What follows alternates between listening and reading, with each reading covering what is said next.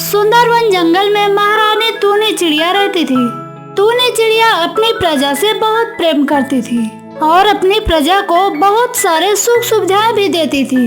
और जंगल की सारी चिड़ियाएं भी महारानी टूनी चिड़िया से बहुत प्रेम करती थी। महारानी टूनी चिड़िया अपनी प्रजा के लिए बहुत सारे तालाब बनवाए थे, जिसमें सारी चिड़ियाएं आकर पानी पीती थी।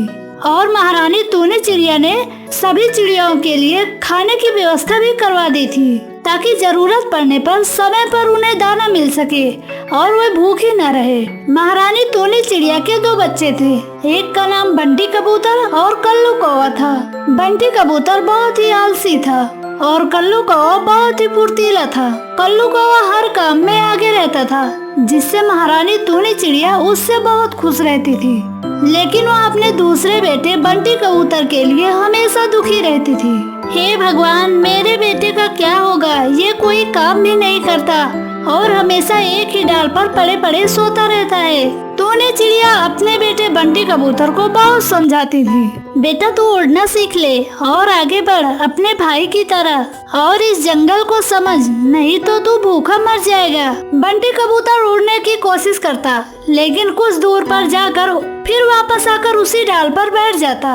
यही बंटी कबूतर के रोज का नियम हो गया था। यह सब देखकर टूनी चिड़िया बहुत ही परेशान हो गई और उसने ऐलान करवा दिया, जो भी चिड़िया मेरे बेटे बंटी कबूतर को उड़ना सिखा देगी, मैं उसे बहुत सारे इनाम दूंगी।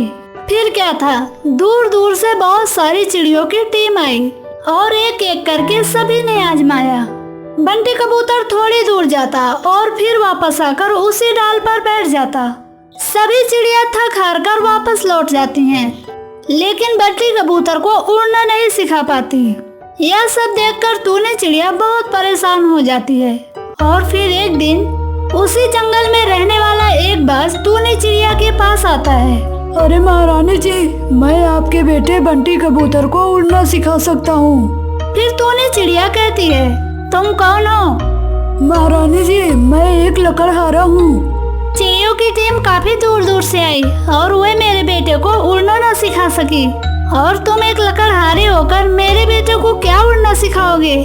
अरे महारानी जी, आप एक मौका तो देकर देखिए। टूनी चिड़िया हाँ बोल देती है और फिर वो लकड़हारा पक्षी बंटी कबूतर के पास जाता है और उसे उड़ने के लिए कहता है। अपनी आदत के अनुसार बंटी कबूतर थोड़ी दूर जाता और फिर वापस आकर उसी डाल पर बैठ जाता। ऐसा ही 2-3 बार हुआ।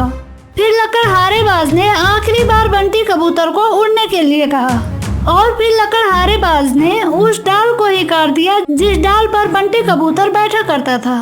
लकड़हारे बाज ने बंटी कबूतर को आखिरी बार उड़ने के लिए कहा और बंटी कबूतर आसमान में उड़ता ही रहा।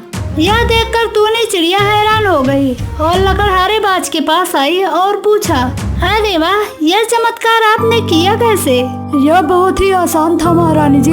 बंटी कबूतर जिस डाल पर बैठा करता था, मैंने वह डाल ही काट दी ताकि वह वापस आकर फिर से उस डाल पर न बैठ सके और आसमान में उड़ता ही रहे।